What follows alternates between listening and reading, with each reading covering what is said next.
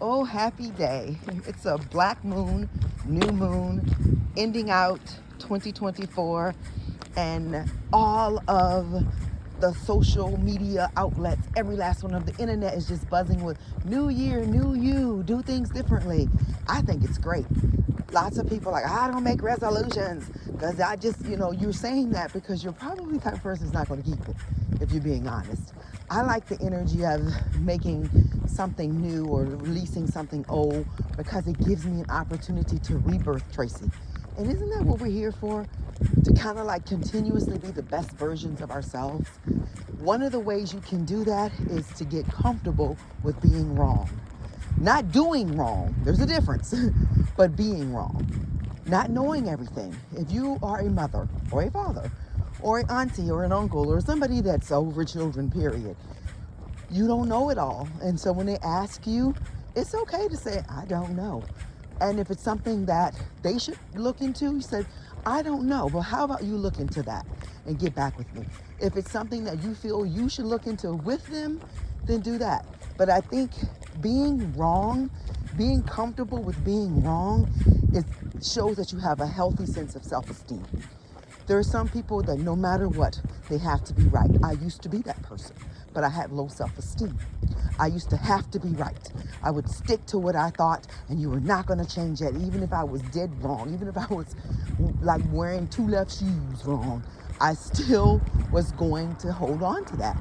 I let that go a long, long time ago because I recognized that being wrong about something doesn't make me wrong. If I have a wrong premise of something, I'm not a wrong person because of it. But I used to think that I was. Now, when my children ask me something, if I don't know, I go, I don't know. And if it's something that I need to look into, then I look into it. If it's something that they would benefit from, but they're asking me and I don't know, I go, I don't know. They find out for that. Let me know because I want to know too. I'm comfortable now with being wrong. With situations, we all have memories and we remember how things made us feel. And then however it made us feel, we attach the words to it. Like if you were in a relationship and the person left you for someone else and made you feel really bad, you may remember that scene the way it makes it so melodramatic and makes you appear to be this amazing person that got left. When in reality, sometimes you weren't really that vested in the relationship yourself. I remember back in college, I met this guy. I wasn't really that into him, but my friends were like, he's an attorney. He had just graduated Howard Law School. He's an attorney. He wants to do this for you. He wants to do that. But I really wasn't interested in him. I just really wasn't. But I went out with him and I was like putting forth some effort, but not a lot.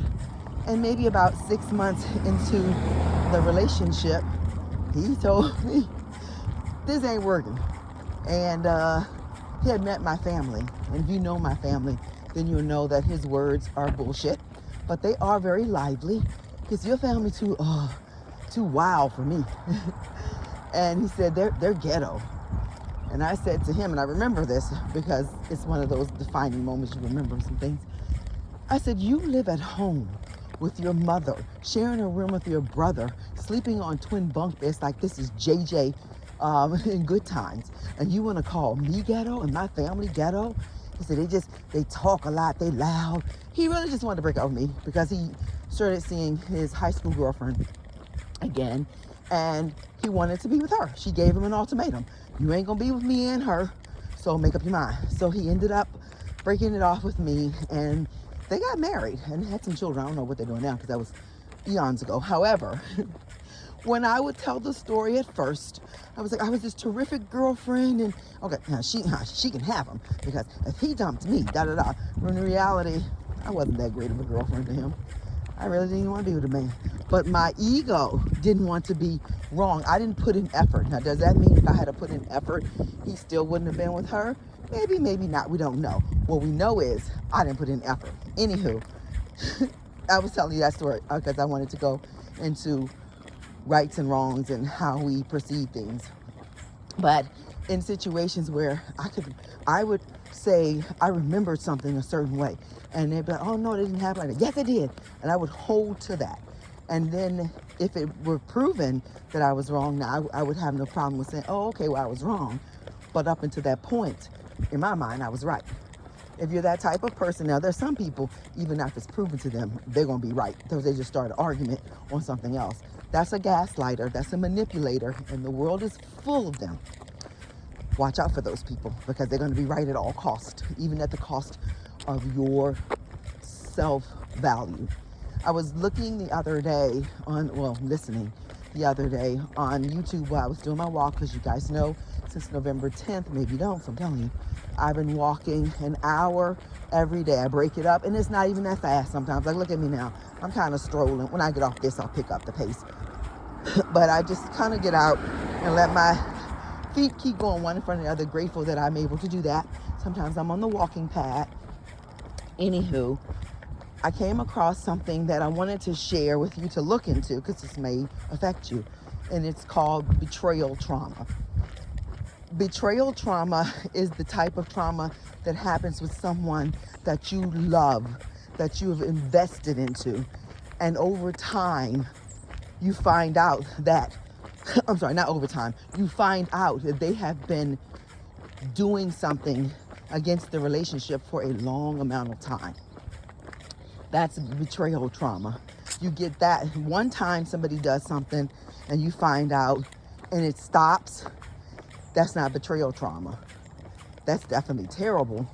But the betrayal trauma, by clinical definition, is when someone has continuously misused you, abused you verbally, emotionally. You keep giving them more chances and they keep doing it. The reason why you keep doing that is because now you've entered into betrayal trauma. And you're trying to figure out how it happened. You're blaming yourself. You're blaming the other parties. But you just don't ever put the full blame on the person that did it. You make excuses for them. Their childhood was shitty. You know, maybe you didn't do this or that the way they wanted. And you can understand. No, the bottom line is they're broken. And they did what broken people do, try to break others. And betrayal trauma takes a minute to get past because now you're questioning the entire relationship. For a person that's been in a long-term committed relationship, whether it's marriage or long-term committed without the piece of paper, and then you find out that your significant other is a bisexual or has another family or walks, cheats, you know, or lies or spends money and does things that you didn't know. And it was, you find out after 10 or 15 years, people will say, well, you should have known, you wasn't paying attention. No, that's not true. There are people that can hide from you what they want to hide from you. And if you're a loving, honest, and trusting person, they can get over on you fast because you're not looking for them to do anything that would hurt you. In those cases, that betrayal trauma runs deep, but you can heal. There is nothing you cannot heal from. Nothing. Absolutely nothing that you cannot heal from if you decide, simply decide, I'm going to heal from this. And every time the memories come up, the emotions come up, allow them the space to tell you what they're really trying to show you. Give them some space. Maybe go off and take a walk and talk to the emotions.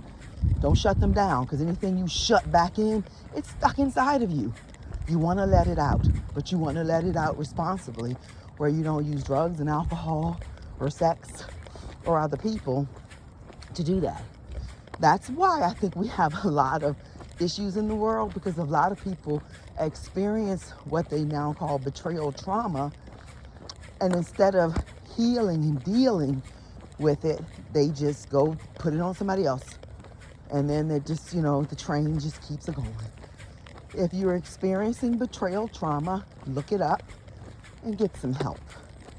Because 2025 wants to see a best version of you, a better version than you are today. Just keep putting one foot in front of the other and you'll get to a better version. Now, today is a black moon, it's a new moon.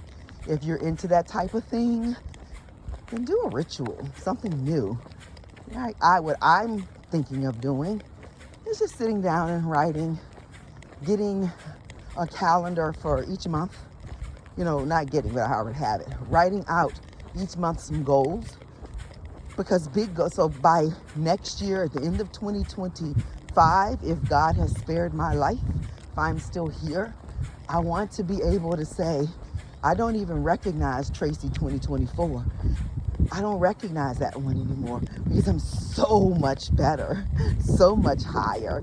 I'm so comfortable in uncomfortable situations because I've just decided that life is all about change, and change is uncomfortable, but it's necessary. Anywho, it's been 10 minutes. If you listen this long, I'm grateful. Subscribe to my channel, like my video, and share it if you feel to. They say you should say that. All of the courses that teach you about how to be successful on YouTube tell you to say that in the beginning, the middle, and the end. It doesn't feel authentic for me, but I know that I have to learn to make it authentic because I do want more subscribers and followers and shares and likes. Yes, I do. We all do. That's why you're on here doing it. Stop saying you don't care if people like your picture, but you posting 10 of them. Go somewhere and sit down. You like it, and it's okay. You don't have to live for it, but it does help a little. Boost your little ego, like, look at me, I got 400 likes on one picture. Doesn't mean that you should, if you only get one like, you should feel bad, but it does give you a little dopamine. Anywho, bye guys.